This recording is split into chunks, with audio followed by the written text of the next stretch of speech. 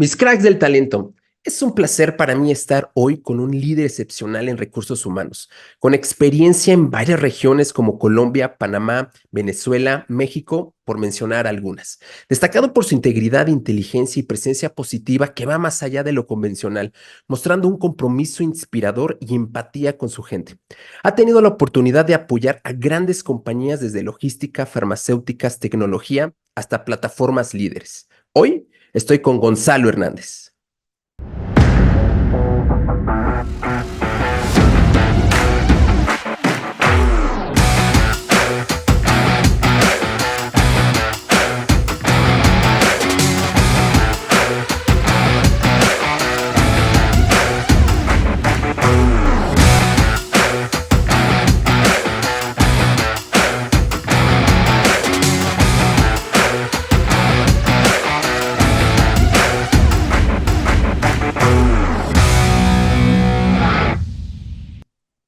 Gracias, Gonzalo, por estar acá.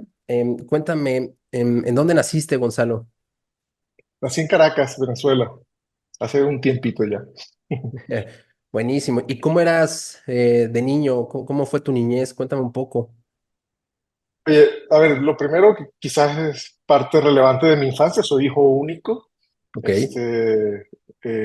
Crecí en Caracas, en una familia muy bonita, y algo que yo rescato mucho de mi familia y de mis padres es que ellos se divorciaron cuando yo tenía 7 años. Sin embargo, yo creo que tuve una relación excepcional de, con mi papá, con mi mamá y con ellos como familia, más allá de sus diferencias, siempre se esforzaron mucho en que eso no se sintiera a mi nivel, ¿no? Entonces yo nunca sentí una falta ni de uno, ni del otro, ni de esa relación mía con ellos.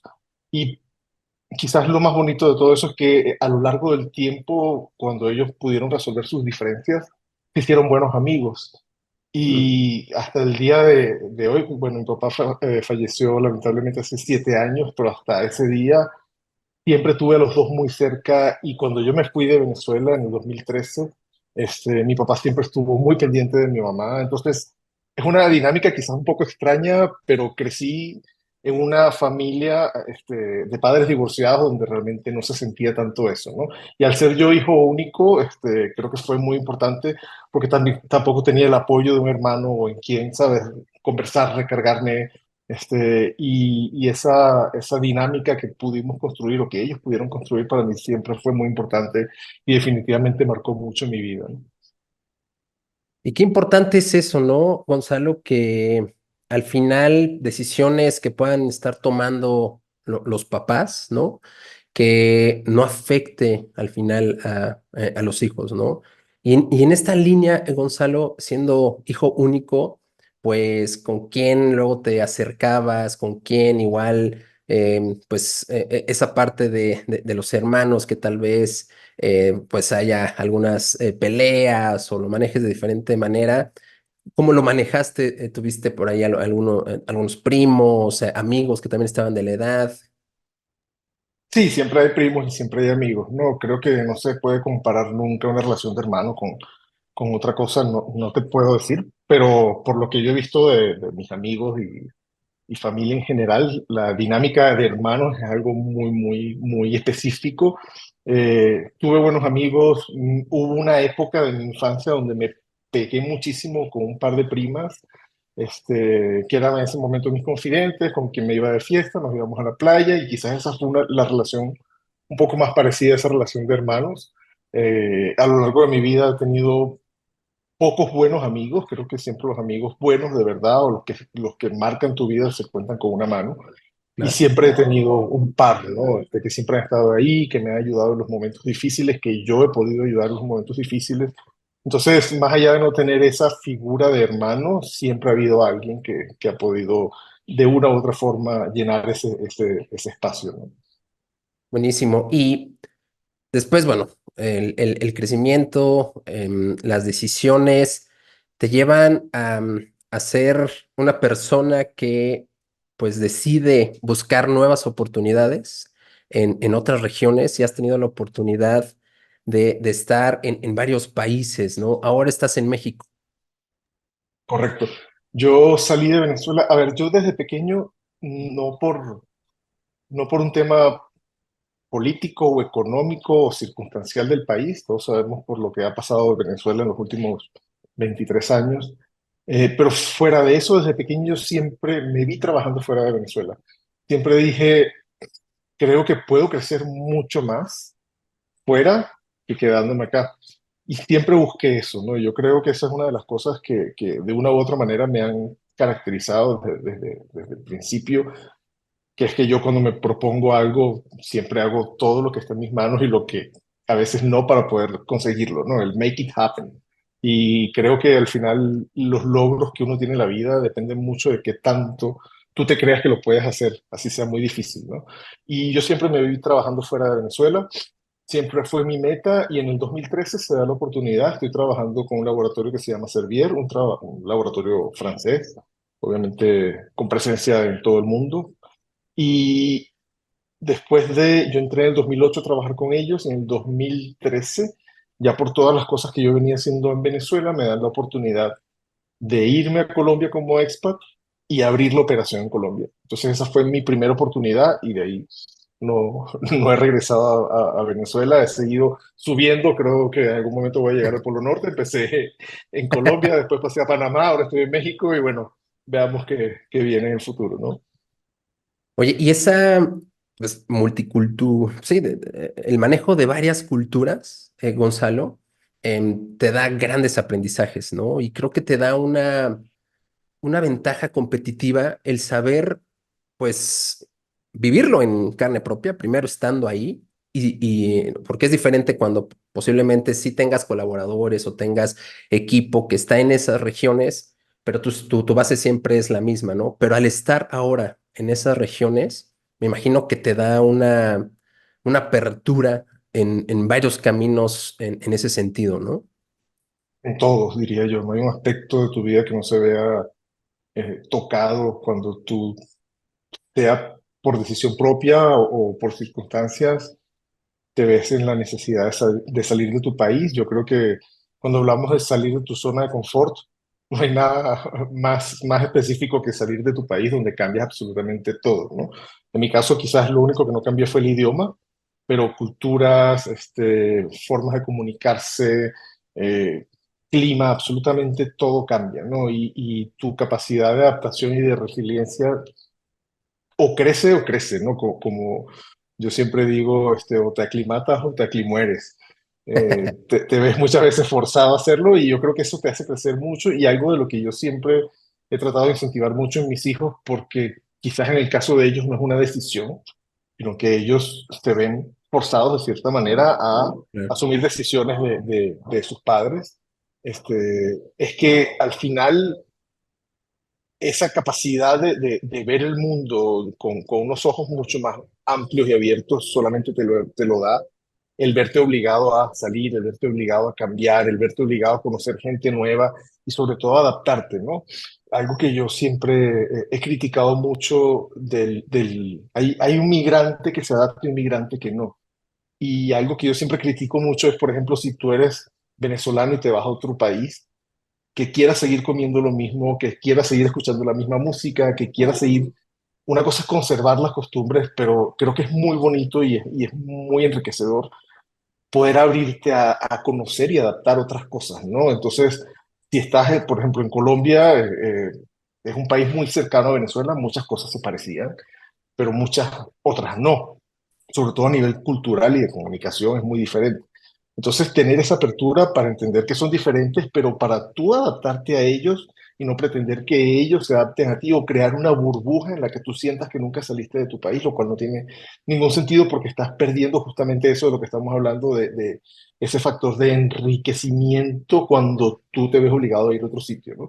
Entonces, yo creo que nosotros como familia nos hemos podido adaptar muy bien a todos los países donde hemos estado y eso ha sido fundamental porque la dinámica también te ayuda a siempre estar viendo cosas nuevas y siempre estar entretenido y siempre estar como con con esas ansias de probar y de siempre tener algo diferente, ¿no?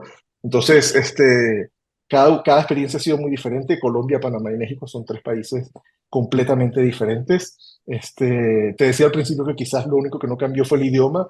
Sin embargo, yo creo que es mucho más complicado cambiar en países latinoamericanos que cambiar a un país anglosajón, porque en inglés tú vas y dices las cosas como son y te van a entender, pero en el español de Latinoamérica es algo completamente diferente. Y una palabra que significa algo en Venezuela significa algo completamente diferente del resto de los países. O algo que, significa, que no tiene ningún mal significado en un país puede significar algo horrible en otro país, ¿no? Entonces, a veces poder expresarte, hay veces que yo prefiero decir la palabra en inglés a ver si me entienden, porque lo digo en español y nadie me entiende.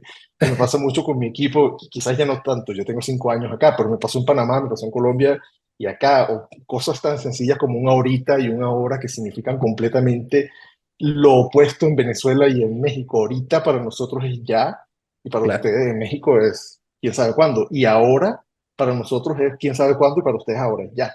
Entonces cuando yo le decía a mi equipo que lo quiero ahorita, imagínate lo que pasaba, ¿no? Y ese tipo de detalles, ¿no? Hay mil palabras. Entonces, pero es eso, es tener la apertura a usar las palabras del otro. Yo digo que es muy difícil que yo pierda mi acento. Tengo ya desde el 2013 fuera de Venezuela y creo que no lo he perdido, pero hay mucha gente que ni siquiera acepta las palabras. Entonces yo sí trato de usar las palabras de México, obviamente es la única forma que me entienden. Y Claro, esa apertura creo que es al final, volviendo un poco al punto inicial, es lo que te va a dar ese enriquecimiento, te va a hacer aprovechar y crecer ese movimiento que tú puedas tener a nivel geográfico en otros países y sobre todo el tema de cultura creo que es súper importante poder entenderlo y poder abrazarlo y hacerlo tuyo, ¿no? Yo tuve una experiencia en Panamá donde me tocó también abrir una operación con otra farmacéutica que se llama Novo Nordisk. Y nosotros, a ver, la operación estaba aquí basada en México, pero México no era parte de Centroamérica y Caribe, entonces deciden abrir la operación directamente en Panamá, bueno, todo un hub en el centro de la región, ¿no? Y a mí me tocó hacer esa transición, cerrar acá y abrir allá. Tratamos de llevarnos a un grupo importante de personas, muy pocos aceptaron, eran casi 50 personas y creo que pudimos mover a 10 o 12 personas. mm, Todo lo demás lo tuve que contratar allá. Y Panamá también tiene una particularidad que es un país muy pequeño mm, y hay muy poco talento especializado. Entonces, hay una ventaja también que cuando tú te instalas allá, como empresa multinacional, ellos tienen en la ley del trabajo, igual que acá, un cap del 10% de extranjeros, pero le dan oportunidad a las empresas transnacionales que se instalen de mm. tener todos los extranjeros que necesiten un poco para arrancar esa operación. Y al final, éramos que 45 personas y éramos 12, 14 nacionalidades diferentes. Entonces, ese quizás, más allá de mi experiencia de moverme a otra cultura, fue mi primera experiencia de tener que integrar a Exacto. 14 nacionalidades diferentes, 14 culturas distintas en un solo techo, en un solo esquema, con el mismo objetivo. Y fue un trabajo muy interesante, muy retador, porque yo tenía gente de España, de China, de Dinamarca, de toda Latinoamérica, de Estados Unidos.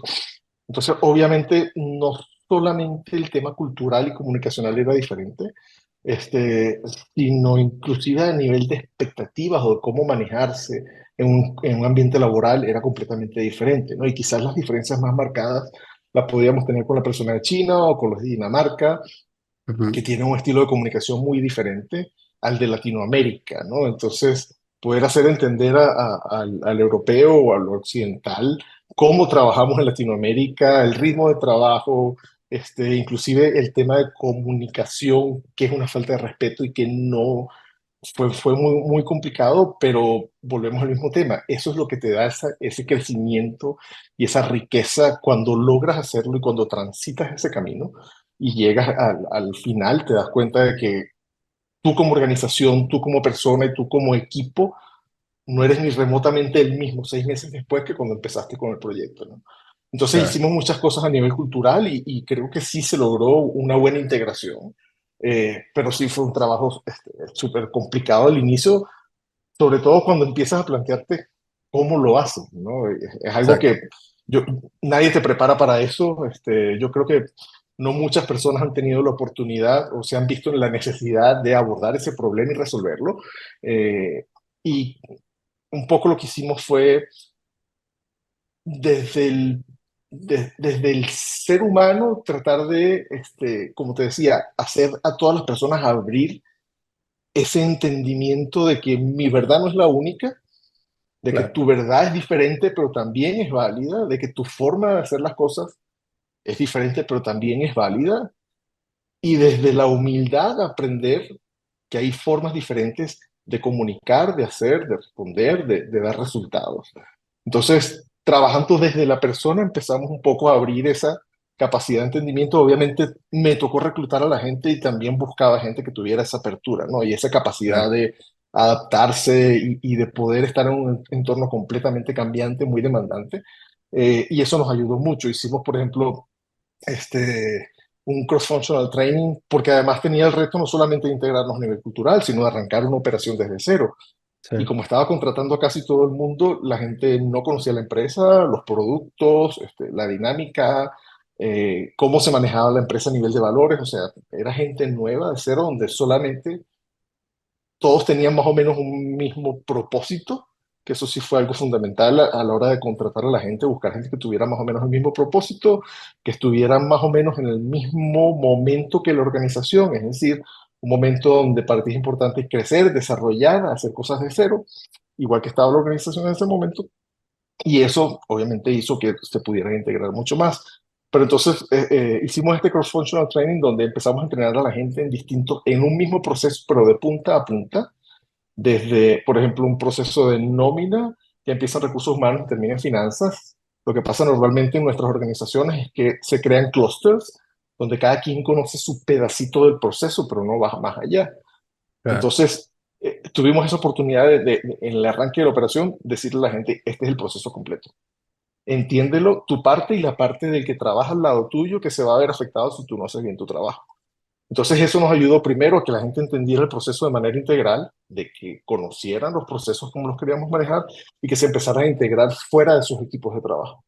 Entonces a nivel cultural eso nos ayudó muchísimo y también, bueno, obviamente hicimos mil actividades de integración de viernes de comida típica, entonces los panameños un día, los colombianos otro día, los venezolanos otro día y así íbamos conociendo cosas típicas de cada país. Cada persona también hacía como una breve presentación a nivel Mm. cultural de su idioma, de sus costumbres más representativas. Y bueno, yo creo que al final, al año, teníamos una cultura bastante sólida, bastante integrada, muy diversa, pero muy enriquecida por esa experiencia personal de cada una de las personas en la empresa, ¿no? Bueno, pues qué deliciosa experiencia de comida y todo, porque pues en Latinoamérica tenemos una pues muy vasta, ¿no? Cultura Sí. en ese sentido. Y Gonzalo, si de por sí es complejo el moverte a otro país y luego con familia, ¿no? Que lo hagas. Y ahora tu proceso era adaptarte, ¿no? Y tuviste que entrar, pues no solamente a tu proceso de adaptación, sino con el proceso de todo el equipo, ¿no? O sea, si de por sí para uno Correcto. es complejo llevar el suyo propio, ¿no?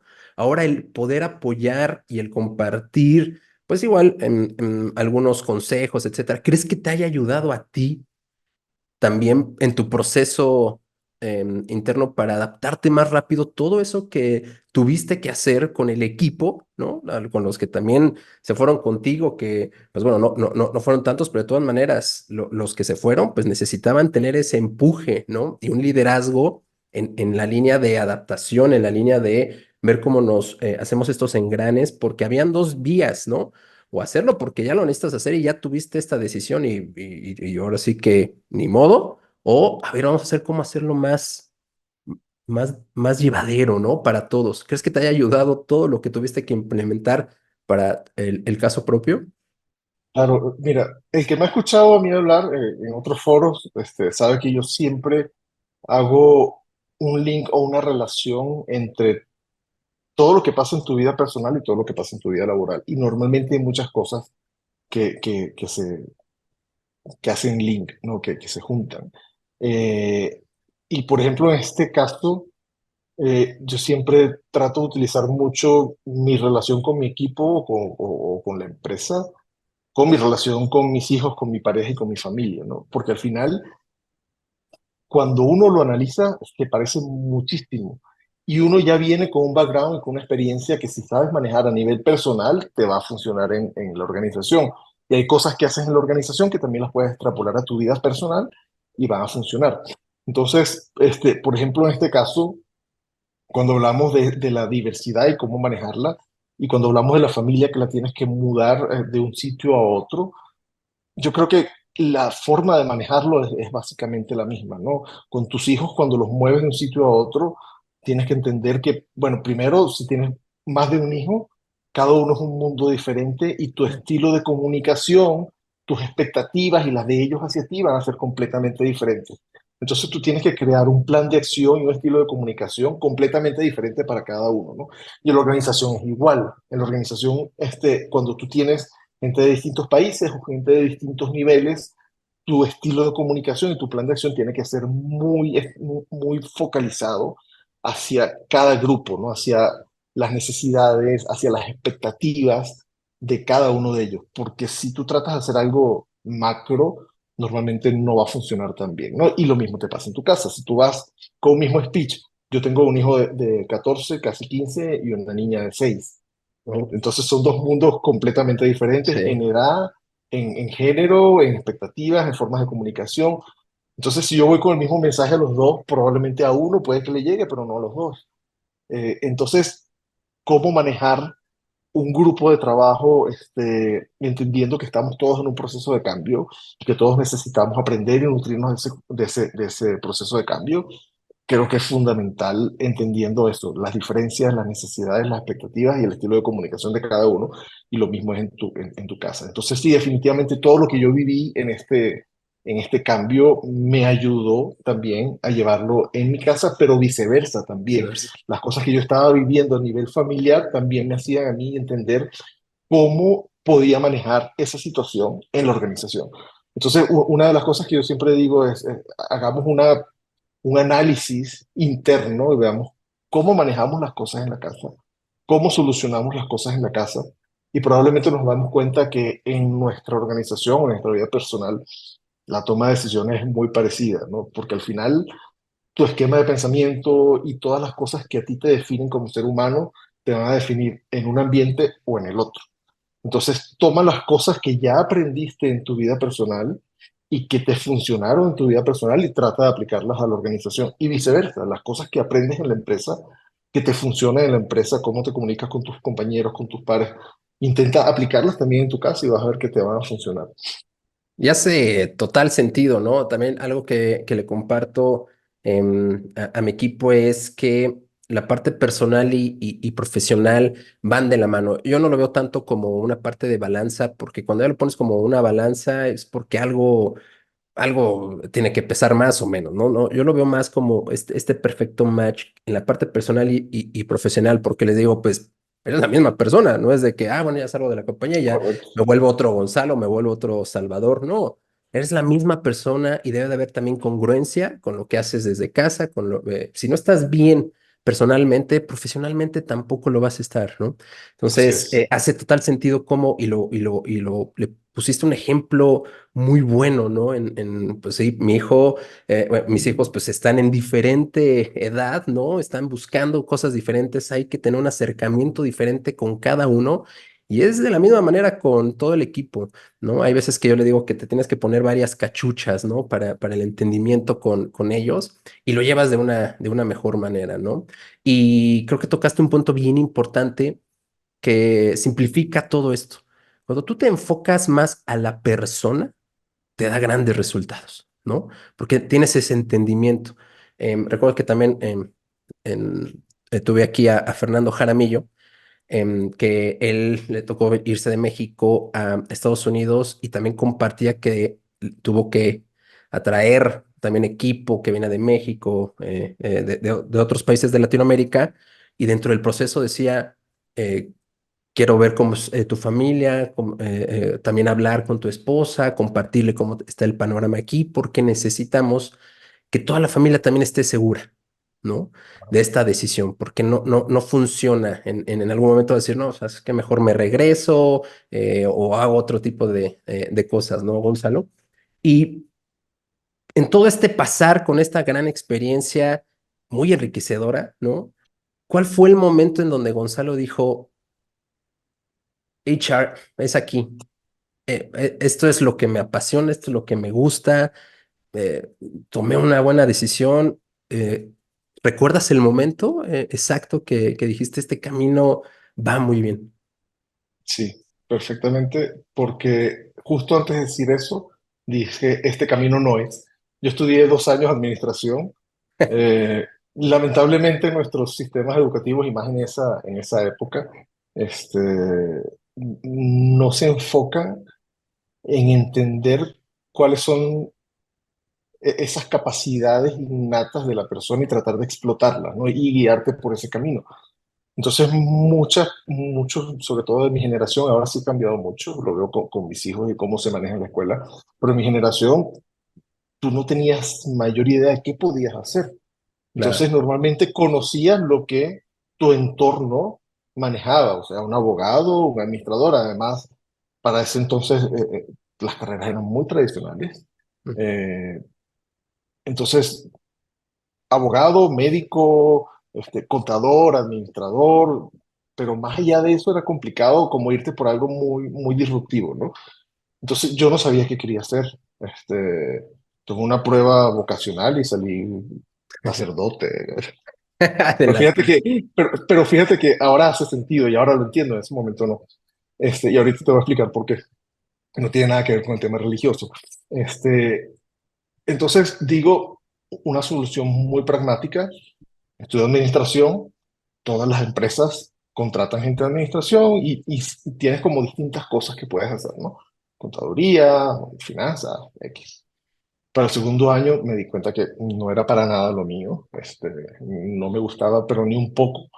Eh, no tanto por la parte numérica, porque después cuando empecé a estudiar relaciones industriales, como se llama en la universidad donde estudié, en la Universidad Católica, me fui por la parte de compensación de beneficios, que es la parte numérica y la parte que casi todo el mundo de recursos humanos le huye. Pero el verme trabajando todo el tiempo detrás de un escritorio con números, con algo tan poco personal, no me llamó, ¿no? Entonces decidí retirarme de la carrera. Este, mm, Terminando ya el segundo año, ni siquiera lo terminé, estuve un año tratando de entender qué quería hacer realmente.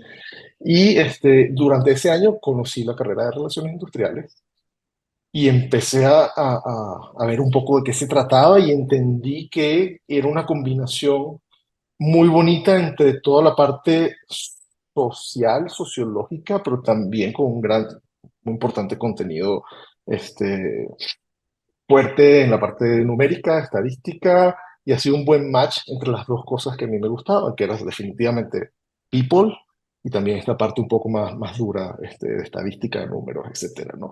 Y empecé a estudiar relaciones industriales en el 95 y bueno, hasta el día de hoy creo que en ningún momento me he arrepentido de la decisión que tomé.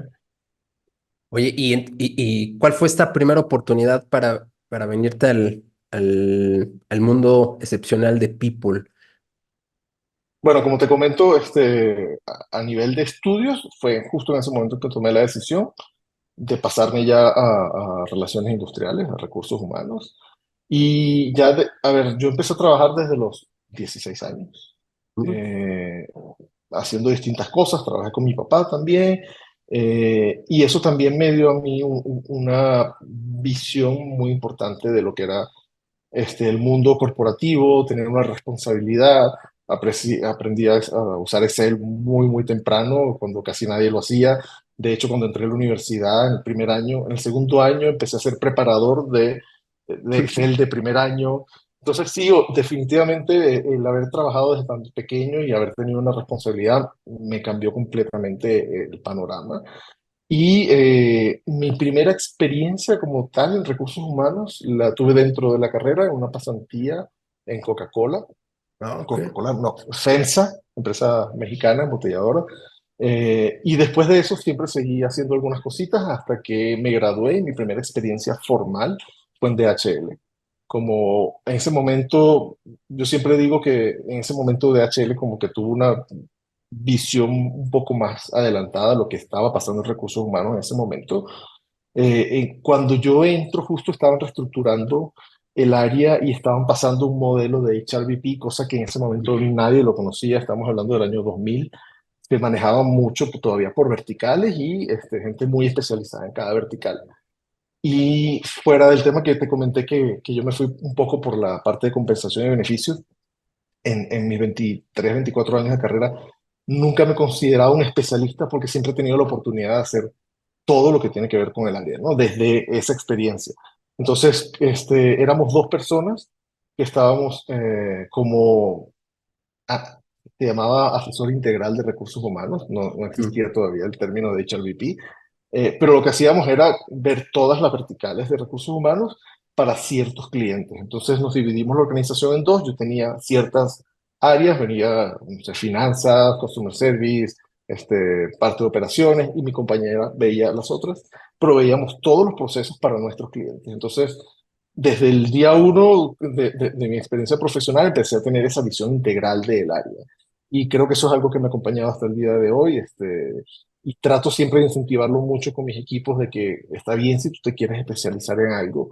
Hay gente que entiende que solamente quiere trabajar en una de las verticales de recursos humanos, pero la medida en que tú puedas abrirte y entenderlas todas, va a ser mucho mejor para tu toma de decisiones, para todo lo que tú vayas a diseñar, porque no vas a tomar las decisiones o no vas a crear planes en un silo muy sesgado de una sola área, Claro, como si reclutamiento, por ejemplo, o desarrollo organizacional. Si tú haces reclutamiento, pero has tenido la oportunidad de estar en el resto de las áreas y entenderlas, definitivamente tu reclutamiento va a ser muchísimo mejor. Si trabajas en desarrollo, en entrenamiento y desarrollo, capacitación, y conoces el resto de las áreas, definitivamente tu capacidad analítica para crear y diseñar planes de entrenamiento va a ser mucho mayor. Entonces siempre yo trato de incentivar a la gente que se mueva dentro del área, ¿no? El área de nosotros, a diferencia de muchas áreas, tiene la particularidad de que tienes muchas cosas diferentes bajo un solo paraguas.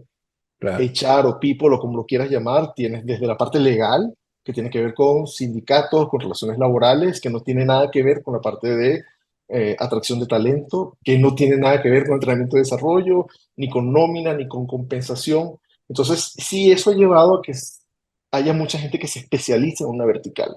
Claro. Y está bien, pero repito, en la medida en que tú puedas hacerte generalista y entenderlas todas, tu carrera va a ser mucho más rica y tu capacidad como profesional se va a ampliar muchísimo. Es lo mismo que hablamos de los países. Si tú te quedas en un solo país, no significa que no crezcas y que no seas bueno, pero cuando tú tienes esa visión de haber estado en distintas culturas, te enriqueces muchísimo. Y lo mismo pasa con el área, ¿no? Entonces yo siempre trato, así sea por proyectos, que la gente trate, salga de ese espacio de confort y intente conocer otras áreas y enriquecerse y quizás especializarse un poco más en el resto de las áreas de people. Porque al final, si tú vas a ser un líder del área, necesitas de cierta forma conocerlas todas, ¿no? Claro, Y una de las cosas que yo siempre he dicho, tú como líder no vas a ser experto en todo, ni vas a conocer todo, pero sí necesitas tener una buena noción, sobre claro. todo para poder rodearte de gente que sea buena en cada una de las áreas, ¿no? Y que te complementen a ti como líder.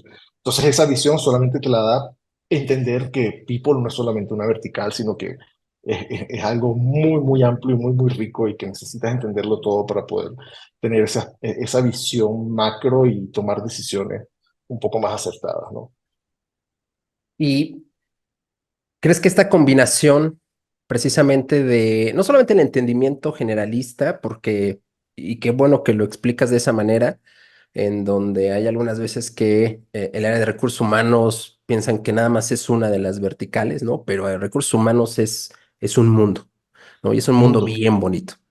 Em, ¿Piensas que esta parte generalista para los líderes de HR tienen que tener esta combinación que compartías también de la parte numérica y la parte de gente, ¿no? La parte porque así ayudas más al negocio. El entendimiento numérico ayuda al negocio, ¿no? Pero tienes que tener una perfecta línea para no descuidar a la gente, ¿no? Correcto. ¿Qué crees que hace este perfecto match con esta línea? Este mismo entendimiento de meterte a más áreas, igual y no solamente de HR, ¿no? Sino también hacia conocer a tus clientes internos de las otras áreas, Claro. ¿no? Finanzas, operaciones, y como lo dijiste muy bien, ¿no? Eso también te va a ayudar si estás en cualquiera una de las verticales, pon tú el área de atracción de talento, conocer a estos clientes, ¿no? Internos, meterte, preguntarles, el que puedas ver cómo es su proceso, como lo comentabas muy bien tú, ¿no? O sea, que no te quedes solamente en el proceso de aquí, sino que abarques todo el proceso. Eso, ¿cómo lo verías tú? ¿Cuál es tu visión en ese aspecto? Mira, yo tengo una posición muy quizás crítica en ese sentido. Para mí, el área ha evolucionado con distintas etapas y distintos focos, ¿no? Comenzamos siendo un área 100% transaccional, donde el área se creó para manejar personal y manejar personal era en ese momento contratarlo, pagarlo y despedirlo. ¿Ok? Y estoy hablando de 1700, pero también de 1980.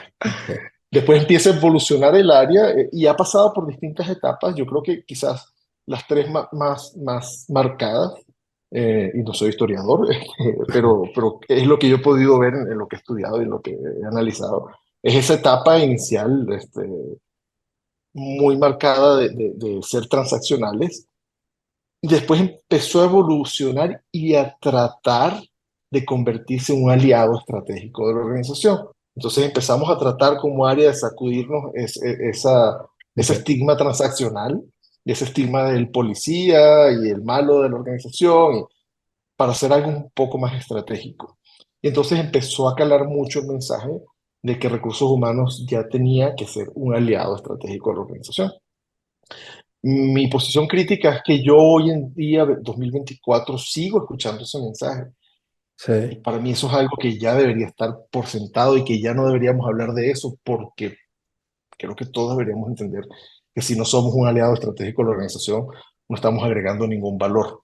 Entonces, creo que seguimos peleando por ser aliados estratégicos cuando ya deberíamos haberlo sido desde hace mucho tiempo atrás, ¿no? Y todo lo que estamos haciendo hoy en día debería ser en torno a, y un poco lo que tú decías, y ese ha sido mi mensaje y quizás mi aprendizaje desde el primer día en DHL, es que si tú no entiendes el negocio desde adentro, o sea, desde el core, nunca vas a poder agregar valor en el área, ¿no? Y una de las cosas que a mí me hizo entender eso desde muy temprano fue la primera semana en DHL cuando me dicen recluta a un courier y yo no sabía ni siquiera qué significaba la palabra.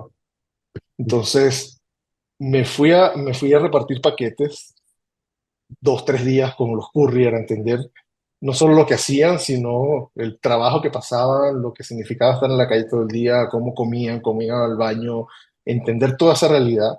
Después me fui a la aduana 2, 3 días más y cuando entendí realmente de qué se trataba, dije, ah, ok, ahora sí puedo reclutar un courier, ¿no? Y ahora sí sé de qué se trata esto. Y empecé a meterme más en el tema de la empresa, del negocio y entenderlo, ¿no? Y eso hasta el día de hoy yo creo que es fundamental y el que no lo haga definitivamente está en la edad de piedra, porque si tú en el área que estés no entiendes el core business, volvemos a lo mismo, te vas a quedar acá haciendo de la A a la B y vas a dejar de hacer de la C a la Z, que es Sí. donde puedes agregar más valor, ¿no? Entonces, entender cómo se manejan las finanzas, cómo se manejan tus ventas, cómo se maneja la operación de la organización, es básico para una persona de recursos humanos, porque además somos una de las áreas que más impacto puede tener en toda la organización. Cada medida, cada cosa que hace People tiene un impacto en la gente y la gente es toda la organización. Entonces va a Exacto. impactar en ventas, en finanzas. Entonces tú necesitas tener esa responsabilidad de saber que cada decisión que tú tomes va a impactar en el resto y para eso tú necesitas tener mucha data y entender de qué se trata. Y ahí vamos a la tercera etapa que para mí es donde estamos hoy y deberíamos todos estar enfocados en eso. Obviamente todo esto siempre pasa por la gente, pero pasamos de transacciones a estrategia y hoy yo creo que tenemos que estar en el mundo de la data. Exacto. Y si tú no manejas data como alguien de IT, entonces en este punto muy poco valor vas a poder agregar también. ¿Por qué? Porque las organizaciones son más grandes, las estructuras son más grandes, la toma de decisión tiene que ser mucho más rápida y tú y manejas la data como la manejábamos en 1990, con un Excel, con un papel, no vas a poder nunca tomar buenas decisiones. Entonces, siempre ha estado mucho el estigma de que la gente de People no maneja los números, que somos muy humanistas y muy poco numéricos, porque si fuéramos numéricos hubiéramos estudiado ingeniería. Creo que no es así.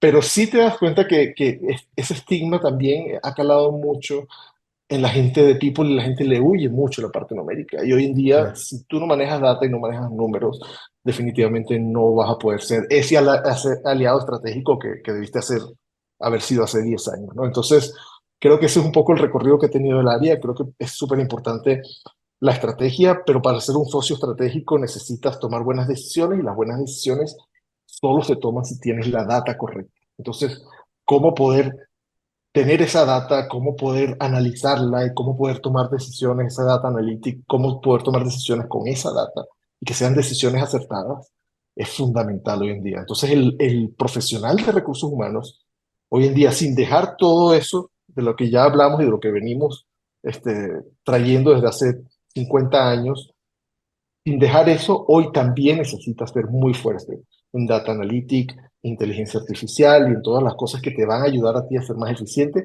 en tu toma de decisiones. Y todo eso es única y exclusivamente para dos cosas. Uno, para poder trabajar con la gente y que la gente se sienta bien donde está trabajando, y para poder dar resultados numéricos financieros a la organización, porque salvo que trabajes en una ONG, es una organización sin fines de lucro, todas las organizaciones necesitan tener un lucro. Entonces tú tienes que trabajar en pro de eso también, ¿no? Y no puedes perder de vista a la gente, pero tampoco puedes perder de vista que estás trabajando en una organización que necesita tener un revenue, ganancias, y al final todos se ven favorecidos por eso. Entonces creo que sí ha cambiado muchísimo el perfil del profesional de recursos humanos.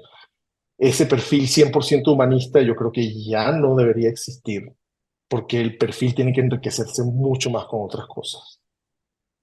¿Y qué crees que haga falta, Gonzalo, precisamente para, como dices, esto ya no debería de ser un tema, pero sigue siendo un tema, ¿no? ¿Qué crees que le haga falta? Que venga por parte de la compañía, de las cabezas de la compañía, o venga del mismo HR, de los mismos líderes de HR, precisamente con esto, ¿no? De interesarse, integrarse, ver la parte de la data, el entender que debe de haber este perfecto manejo con los números, como decías, hay objetivos que llegar, cómo llegamos, cómo lo manejamos, sin descuidar al equipo, sin tener este liderazgo inspiracional que siempre es bueno, ¿no? ¿Qué crees que nos haga falta para que ya no sea tema? ¿Tienes hijos? Sí. ¿Tú tienes hijos? Ok. ¿Cómo enseñas a tus hijos? Bueno, tengo uno, 2 años y Ajá. medio, apenas mi Ok, chamaco, ok. pero Te va a tocar enseñarlo. Y te vas a dar cuenta que la mejor forma de enseñar a un niño es haciendo que él solo se dé cuenta, o que él por sí mismo se dé cuenta de lo que tú le quieres enseñar, ¿no? Y es mucho el fundamento del coaching, ¿no? Si sí, yo te lo impongo, si yo te lo digo, probablemente lo entiendes, pero no va a ser algo que se va a quedar como una conducta aprendida y duradera en el tiempo, ¿no? Entonces yo creo que en este momento con las organizaciones y con las personas es igual. O sea, si viene un mandato de la alta dirección de que ustedes tienen que alinearse a esto, probablemente la mitad de la gente lo va a hacer, el 40%, el otro probablemente lo haga o no, pero nunca va a ser algo que realmente va a quedar como parte de tu cultura y parte de tu funcionamiento. Entonces, desde el área de people, en la medida en que tú fomentes actividades, cultura y formas de trabajar que vayan relacionadas a eso y que hagan que la gente entienda que esa es la mejor forma de hacer las cosas, la gente definitivamente lo va a adoptar de una forma muy diferente a que si tú como HR lo impones, o como si el C-Level o los directores lo imponen como una forma de trabajo. Y vamos un poco al tema de cultura. Yo siempre he dicho que cuando hablamos de cultura, la cultura no es algo que tenga que ver con la organización ni con people. La cultura está ahí, la cultura se crea, y tú puedes más o menos tratar de llevar la cultura hacia donde quieres que vaya la organización. Pero tú no manejas la cultura, tú no decides la cultura. Y lo mismo pasa con esto, ¿no? Tú tienes que hacer que la gente vaya hacia donde tú quieres ir, porque están convencidos de que esa es la mejor forma. Entonces, ¿qué nos falta a nosotros? Capacidad de negociación, capacidad de comunicación, y hacer que la gente entienda que en este momento la mejor forma de hacer las cosas es esa, a través de data, a través de crecimiento continuo, a través de formación continua, que ya no es importante que tú tengas un máster o un doctorado, pero sí probablemente que tengas 4 o 5 microcursos que te van a ayudar a conocer cosas muy puntuales que van a hacer tu trabajo más eficiente. Todo está cambiando y creo que eso también es importante. O sea, en la medida en que la gente no se cierre a que las cosas son así, él siempre se ha hecho así, creo que es una de las cosas que más daño nos puede hacer, sino que todos los días van a cambiar las cosas y sobre todo hoy en día lo que te funciona hoy no te va a funcionar mañana. Entonces, entender que hay una forma de hacer las cosas y que probablemente hoy funcione, pero probablemente mañana no, y mañana vas a tener que entender una nueva forma de trabajo y entender una nueva forma de hacer las cosas. Entonces, esa capacidad, creo que una de las cosas que tenemos que buscar en la gente cuando reclutamos hoy en día es esa capacidad de siempre estar buscando una forma diferente de hacer las cosas, de Sí, siempre mejorar tus procesos y sobre todo de que eso no cause en ti un efecto adverso de frustración, o porque también pasa eso, ¿no? Y me ha pasado con mis equipos, cuando cambias muchas veces la forma de hacer las cosas, la gente se frustra, o hay gente que no agarra el paso, o hay gente que eso, o esto me funcionó y ya yo no lo quiero hacer de una forma diferente. Entonces, hoy en día el perfil de profesional tiene que ser muy adaptativo, muy cambiante y muy abierto y sobre todo esto que no te frustre, que cuando aprendiste, como decía un filósofo que se llama Garfield, cuando me aprendí todas las respuestas me cambiaron las preguntas. Así estamos hoy en día. Todo cambia y muy rápido, pero tenemos que adaptarnos y entender que probablemente mañana va a haber una forma diferente y mejor de hacer las cosas. Una de las cosas que yo hago con mi equipo hoy en día, un poco para favorecer esa capacidad de cambiar y adaptar, es que cada 15 días tenemos una sesión de mejora continua. ok, Y nosotros somos people, no somos ingeniería, nosotros, pero sabemos que nuestros procesos siempre pueden ser mejores. Entonces, cada 15 días nos sentamos todo el equipo y revisamos un proceso. No importa si está bien, no importa si está mal, lo revisamos y vemos cómo lo podemos mejorar. Entonces, eso te va dando también esa capacidad de adaptarte, de cambiar y sobre todo de no entrar en ese estado de confort, de que ya estos son mis procesos, ya los definí, ya los desarrollé, ya los puse en un papel y ya de aquí no me tengo que salir, ya todo está dicho. Y no es claro. así, es justamente todo lo contrario. No siempre tenemos que buscar la mejor forma de hacer las cosas y volviendo a la casa es algo que con tus hijos y tú siempre es importante tratar de promover, ¿no? Lo que estás haciendo hoy, lo estás haciendo de la mejor manera. Hay una forma mejor de hacer las cosas. Te sentaste a analizar si puedes hacer esto de una forma más eficiente, que va a ser más rápida, que te va a quitar menos tiempo y que te va a dar un mejor resultado. Entonces, creo que eso es fundamental hoy en día. O sea, si tú no haces ese análisis todo el tiempo, en algún momento te vas a quedar rezagado. Y justamente eso es lo que no podemos permitirnos hoy en día como profesionales. Esa parte de desaprender y volver a aprender cuesta Correcto. mucho trabajo luego, ¿no? De hecho, hay un libro muy bueno de Adam Grant que se llama Piénsalo otra vez, que precisamente habla de eso, ¿no? De que en algunas ocasiones no importa si lo hiciste como lo ejemplificaste muy bien, si ya lo habías hecho de una manera, así estaba, etcétera, hay veces que necesitas desaprender tu proceso, desaprender lo que hiciste y volver a ver qué mejoras hay, cómo lo puedes desarrollar, qué más puedes hacer.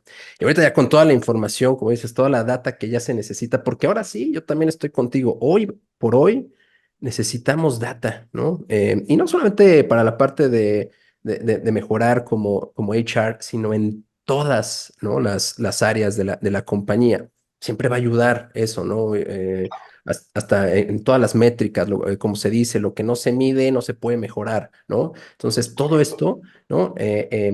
Necesitas tener un manejo muy bueno en eso, pero tú dime, Gonzalo, si lo ves de esa misma manera, esto sí o sí tiene que venir, pues, de las cabezas, ¿no? Tiene que permearse desde las cabezas, ¿no? Como pues Sí, tienes que también hacerlo con el ejemplo, ¿no? Si las cabezas no solamente correcto. pueden decirlo, sino también tienen que actuar, tienen que meterse a los fierros, como le decimos, ¿no?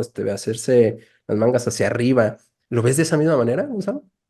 Sí, sí, justo. Y qué bueno que lo mencionaste porque para mí eso es fundamental. Y es un poco lo que te había comentado antes. Imponer no da resultados. Modelar sí. Y volvemos al mismo tema de tus hijos. Tus hijos al final lo que más aprenden de ti no es lo que tú les dices. Yo Sí. estoy seguro que si tú piensas en tus padres, lo que aprendiste de tus padres, y si yo te pregunto, dime algo que te dijo tu papá, que tú te acuerdes, o tu Ujú. mamá, y te pregunto, dime algo que tú viste en tu papá, que hoy en día tú te des cuenta que tú también lo haces, te Sí. da más fácil conseguir el ejemplo de ese modelaje, de yo copié esta forma de hacer las cosas, esta forma de actuar, estos valores, a realmente decir, oye, yo me acuerdo que una vez mi papá me dijo que lo hiciera así y a mí eso me marcó la vida. Normalmente no es así, ¿no? Entonces el modelar con el ejemplo, ese liderazgo a través del ejemplo es fundamental para que la gente realmente pueda, sobre todo cuando necesitas implementar un proceso de cambio, un change management, tiene que ir mucho con el ejemplo y el ejemplo viene atado a la convicción de, entonces tú solamente vas a hacer las cosas cuando estás convencido de que esas son las cosas que tienes que hacer y cómo las tienes que hacer. Y eso es lo que tiene poder. Yo te voy a seguir a ti porque tú estás teniendo esta conducta frente a esta situación y tú estás demostrando que lo haces con convicción y que así es como se tiene que hacer. Entonces, eso es lo que me va a hacer a mí pensar, oye, yo debería seguir esa conducta y hacer las cosas de la misma forma, ¿no? Y cuando empiezas a analizar, sobre todo a nivel de cultura y valores, cómo se maneja una organización, la única forma de medirlo es por conductas observables. Y al final lo que tú ves es cómo la gente replica las cosas buenas o las cosas malas de sus líderes. Sí. Entonces, definitivamente para tú poder instaurar un valor, una forma de trabajo, una metodología, el que está arriba se lo tiene que creer primero y tiene que modelar con el ejemplo para que los demás realmente puedan seguirlo. Ahora que estabas compartiendo esto y lo que me comentabas antes, recordaba una estaba el niño, ¿no? Y le preguntaba a la mamá, oye, ¿por qué cada vez que vas a hacer el pescado, ¿no? Le cortas la cabeza y le cortas la cola, ¿no? Y dice, no, no sé, yo siempre lo he hecho así, así me enseñó mi mamá, ¿no? Entonces ya fue con la abuela, ¿no? Oye, abuela, ¿por qué cada vez que están haciendo el pescado, ¿no? Le cortas la cabeza y le cortas la cola? Ay, no, no sé, es que tu mamá, es que mi mamá siempre lo manejaba y lo hacía así. Entonces, afortunadamente todavía vivía la bisabuela, ¿no? Entonces, fue con la bisabuela, oye, bisabuela, que cada vez que haces el pescado o hacen el pescado, cortas la cabeza y cortas la cola, ¿no? Y la bisabuela le dijo, es que en mis tiempos no teníamos sartenes tan grandes donde cupiera todo el pescado, ¿no? Entonces, por eso le cortábamos la cola y le cortábamos la cabeza, ¿no? Y eso engloba esto, ¿no? Que hay veces que necesitas hacer una pausa y volver a pensar de, bueno, está un procedimiento de esta manera, pero realmente es Porque, ¿por qué? ¿Por qué se está haciendo así? Y vámonos atrás para ver si realmente podemos hacer una mejora, ¿no? y tú sabes qué es lo triste de eso, que nosotros perdemos la capacidad de cuestionarnos cuando crecemos. No hay nadie que te pregunte más veces por qué que un niño pequeño. Sí, Y tú le explicas algo y te va a decir, ¿y por qué? Y se lo explicas y te vuelve a decir, ¿y por qué? ¿Y por qué? O sea, es esa necesidad de entender la raíz para entender el resultado, ¿no? Y poder entender el proceso.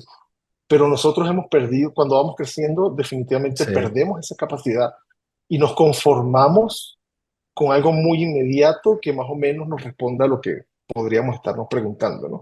Y nunca vamos a decir más allá. Un poco este tema que te comento de las sesiones de mejora continua es eso, es el cuestionarte el por qué.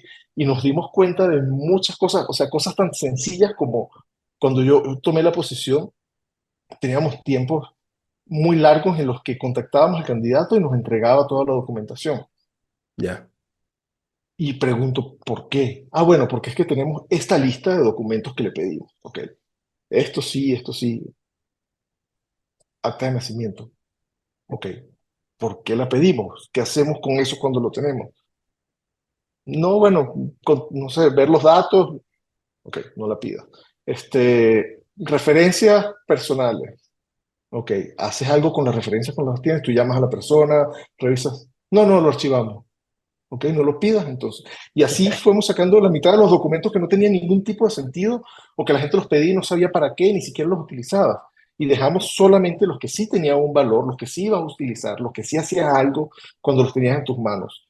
Y así muchísimas cosas, ¿no? Pero eso es un ejemplo muy básico y muy sencillo de Sí. cómo venimos haciendo las cosas y manejando los procesos sin realmente sentarnos a preguntarnos para qué tiene valor esto. ¿Qué valor agregado me genera esto? ¿Realmente me sirve? ¿No? ¿Qué tanto me funciona? ¿Qué pasa si no tengo esta parte del proceso o si la cambio? ¿Se cae el proceso? ¿Se hace más eficiente? Y esas son las preguntas que nos tenemos que hacer todos los días. Todos los días tenemos que cuestionarnos. Y en la medida en que tú te cuestiones, siempre vas a tener esa capacidad de poder ver dónde puedes mejorar. Y qué bonito lo pusiste, Gonzalo, ¿no? Más un porqué, sí, de cuestionamiento, pero no en ese cuestionamiento, por llamarlo de negativo, de que siempre quieras estar cuestionando, ¿no? Sino el porqué de los niños. Los niños no lo hacen con esa malicia, no lo hacen no, es que no estoy de acuerdo contigo porque no me gusta tu manera de pensar o por qué quieres venir a modificar todo esto, ¿no? No está ese ego, ¿no? Como dices tú, cuando vamos creciendo, va entrando más cosas ahí de egos, etcétera, ¿no? Más bien el siempre tener ese chip de niño, ¿no? El por qué, pero de niño, de realmente el Correcto. aprender, el saber y el expandir las posibilidades. Oye, Gonzalo, y pues bueno, yo te veo siempre bien movido, estás también te invitan a muchos podcasts, te invitan a varias partes y siempre estás ahí con la mejor actitud, con la mejor sonrisa, siempre compartiendo desde lo positivo, este liderazgo inspiracional que yo lo vi muy reflejado en varias de las referencias que tuve. ¿Cómo le haces para ese manejo también de la agenda, Gonzalo? Bueno, al final uno siempre tiene que tomar las decisiones de saber qué dejas dentro y qué dejas fuera, qué aporta y qué no aporta, ¿no? Eh, Mi trabajo, bueno, no lo hemos comentado, lo comento un poco, trabajo en 99 minutos, una empresa de logística mexicana. Tenemos presencia en Colombia, Chile, Perú y México. Y el headcount de México ahorita son como 1.500 personas, sube mucho en temporadas y después se regula. Y entre los otros tres países podemos ser unas 300 personas adicionales. Es una agenda muy complicada por el tipo de negocio, por el headcount, es una startup que todavía está en ese proceso de dejar de ser startup, pero todavía estamos en ese proceso. Entonces, todo es muy dinámico, todo es muy para allá, todo es muy cambiante. Pero más allá de mi día a día, yo creo que necesito un espacio donde yo también sienta que pueda aportar no solamente a la organización, sino a otras personas, ¿no?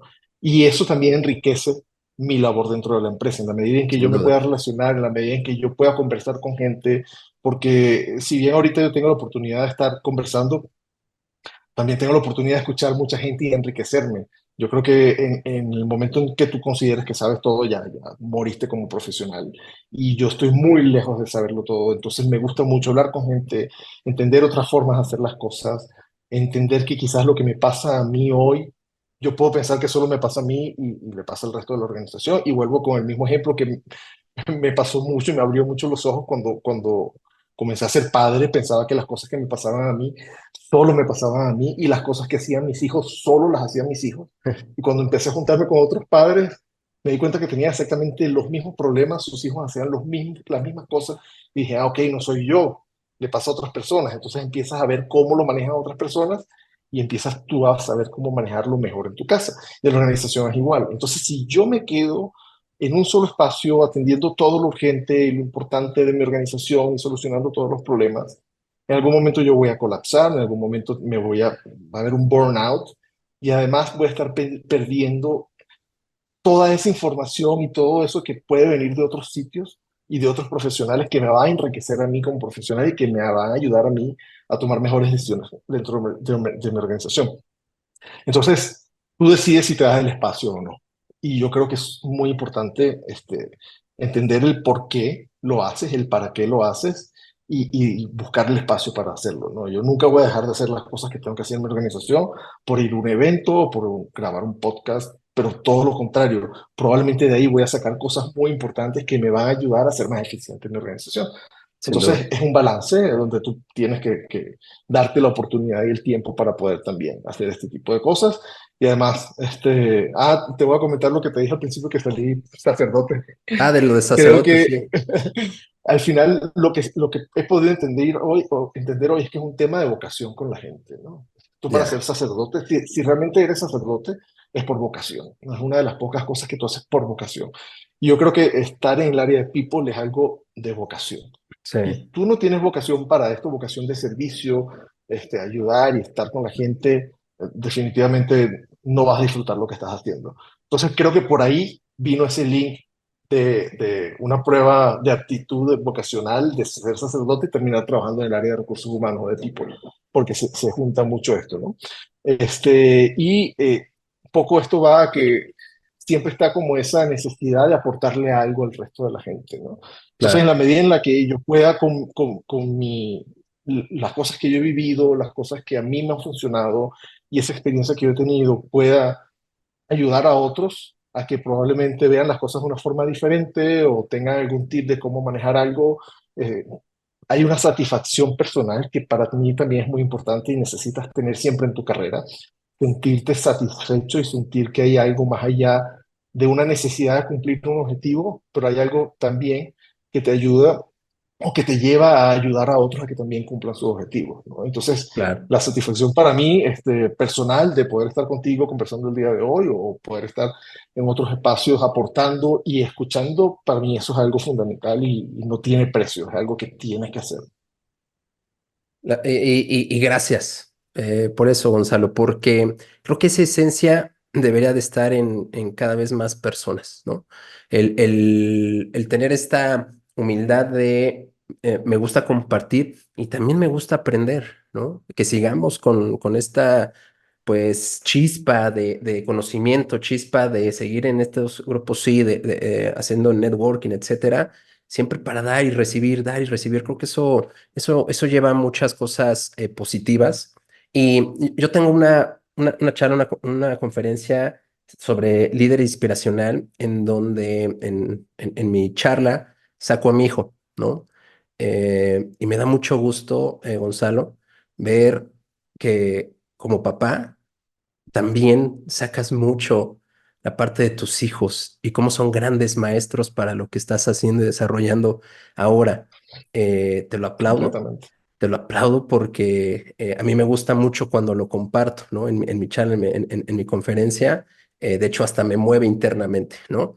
Claro. Eh, y verlo, sensibilizarlo contigo también, Gonzalo, te lo aplaudo. Y qué bonito que vayas también por ese camino, que vayas poniendo a tus hijos también como un ejemplo, porque así es. Nuestros hijos son un ejemplo. Hay veces que aprendemos muchísimo más de ellos que ellos de Que ellos de nosotros, nosotros. ¿no? Y es bien curioso, ¿no? Pero te quiero agradecer el espacio, lo que nos compartiste, que mostraras un poquito más de ti, Gonzalo, lo aprecio, pero te agradezco muchísimo todo este espacio. No, gracias a ti por darme a mí el espacio, eh, por tener esa oportunidad de aportarle algo a la comunidad, sobre todo a la comunidad de People, de HR, que son los que probablemente van a estar escuchando más tu podcast, pero tener esa posibilidad de dejar algo, si sea muy pequeño, en otra persona y que eso tenga algún tipo de impacto positivo. Creo que ya con eso hicimos el día, hicimos el mes, el año y de eso se trata la vida, ¿no? De poder siempre aportar algo que ayude a otro a mejorar su vida, porque en algún momento alguien también lo hizo contigo. Exacto. Entonces, es muy egoísta solamente esperar que otra gente te ayude a ti y tú no ayudar al resto, ¿no? Y creo que en la organización pasa lo mismo, ¿no? Tú como líder al final, y es algo que yo defiendo mucho, un buen líder, uno de sus objetivos principales tiene que ser desarrollar a su equipo. Que cuando tú te vayas, dejes un equipo mucho más preparado que el equipo que tú tomaste. Más allá de que sí lograste los resultados, que sí llegaste a las metas, no es enfocarse en eso, sino enfocar en lo que hace que esas metas te cumplan. Y eso es el equipo de trabajo. Y no hablo de tu equipo, hablo en general de la organización, pero mucho más de cerca con la gente que tú trabajas día a día. Y en la medida en que tú te enfoques en hacerlos crecer a ellos como profesionales, también te puedes dar por servido en que hiciste algo mucho más valioso que simplemente conseguir unos resultados organizacionales y hacer que ellos se llevaran su bono, que todos fueran felices. Dar ese upskilling, ese crecimiento, ese nunca te conformes con lo que tienes, busca un poco más allá, creo que es súper importante. Y una de las cosas que yo trato de hacer con mi equipo es siempre darle un proyecto adicional a lo que ellos tienen que hacer. Cada quien tiene sus actividades, sus responsabilidades, pero siempre sale algo más. Entonces, ese algo más, si lo tratas de convertir en un proyecto y le das esa responsabilidad a alguien, la persona va a crecer en términos de conocimiento, de la responsabilidad, de pensamiento estratégico, de organización. Va a ser mucho más, le va a aportar mucho más que mandarlo a un entrenamiento, a un curso. Entonces, ese Claro. tipo de cosas que hacen que tu equipo crezca, creo que son vitales y que todos como líderes deberíamos tener siempre en mente. O sea, siempre darle algo más a tu gente para que ellos puedan crecer, para que puedan nutrirse, para que se lleven algo más que el simplemente hoy hice mis tareas de la A a la Z y cumplí con esto y me fui a mi casa, sino hice mis tareas de la A a la Z, pero tuve esta responsabilidad, tomé esta decisión, me equivoqué, aprendí, y después tomé una decisión nueva que sí funcionó. Ese tipo de cosas son las que realmente son valiosas más que el día a día. El día a día nos agota, nos cansa, nos quema, pero cuando tienes algo que te motiva a ser tú el responsable, al que si tú te equivocas o tú lo haces bien, eres tú el que tomó la decisión y en base a eso puedes crecer. Eso para mí es vital y no tiene precio y lamentablemente muy pocas personas lo hacen a nivel de liderazgo. Entonces, quizás sí tengo que hacer un llamado, una invitación a las personas que nos escuchan y tienen equipos de trabajo, asignenles proyectos, denles responsabilidades, pero permitan que se equivoquen, porque eso es fundamental. Si tú no dejas que tu equipo se equivoque, no los vas a dejar crecer, los vas a frustrar y al final vas a terminar no dando soluciones innovadoras por miedo a equivocarse. En cambio, si se equivocan y tú los ayudas a que de esa equivocación aprendan Aprende. y generen algo nuevo, entonces el crecimiento va a ser exponencial. Buenísimo, Gonzalo. Y la verdad es que hay muchísimas otras cosas que aportar, sin duda. Se nos terminó el tiempo, pero la verdad es que no dudo que vaya a haber alguna otra sesión, Un si me lo gusto, permites, mi estimado Gonzalo. Igual y un ya gusto. te estaré buscando de nuevo, pero te agradezco mucho el espacio, la apertura, todo lo compartido. Sin duda, dijiste algo bien interesante y bien puntual que también lo comparto, y ese es el objetivo de este podcast, con que toquemos a uno dentro de lo compartido, que le sirva, que le funcione y que implemente algo de estas charlas, ¿no? Con eso, la verdad es que yo también me siento bien, Gonzalo. Muchas gracias por este espacio. Gracias a ti, un gusto.